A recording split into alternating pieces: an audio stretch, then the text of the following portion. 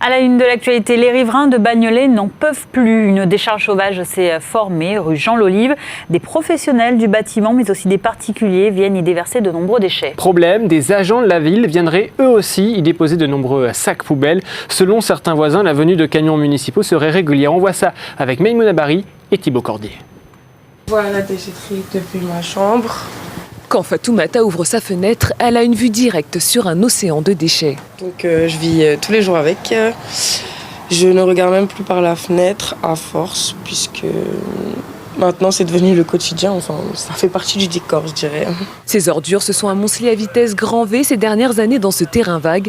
Cette poubelle à ciel ouvert la sidère. Ça fait vraiment laisser à l'abandon et effectivement, ça donne pas envie de vivre ici. De nombreux locataires partagent ce sentiment. Ils vivent à 2 pas de cette décharge sauvage illégale. Ce qui les exaspère encore plus, c'est que la mairie alimente aussi cette décharge avec des poubelles jaunes. Des voitures de la mairie qui rentrent, il y a de mairie de Bagnolet qui rentrent là-dedans. Voilà. Vous avez vu ça? On a vu ça, oui. Entre les odeurs, la présence des rats ou encore les départs de feu, la coupe est pleine pour ses habitants. On ne peut pas ouvrir des fenêtres. Et quand c'est la fumée, c'est catastrophe. Les pompiers, une fois, ils sont restés 2 heures de l'après-midi jusqu'à 4 heures du matin pour éteindre le feu. Et ça se répète tous les 5-6 mois, ça se répète la même chose.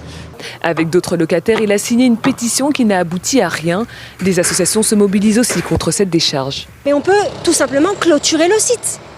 Il vient d'être clôturé cet été parce qu'on a fait des tribunes, etc. En fait, elle est complètement symptomatique de la défaillance du système de notre ville et elle est complètement symptomatique de l'attentisme et de l'incompétence des gens qui nous gouvernent.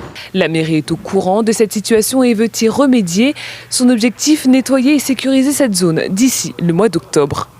Réaction du maire de Bagnolet, Tony Di Martino, qui ne dément pas la présence de déchets municipaux depuis plusieurs années. Oui, l'élu promet que des démarches sont en cours, je cite, pour nettoyer et sécuriser le site de ces prochaines semaines.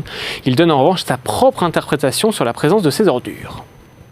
Le terrain lui-même est devenu une déchetterie effectivement à ciel ouvert, qui a fait l'objet de vandalisation, qui fait l'objet de dépôts sauvages.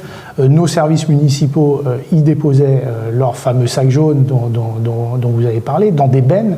Je rappelle quand même à toute fin utile que nous avons 2 bennes sur site où étaient entreposés les sacs jaunes qui ont été volés au mois de mai dernier.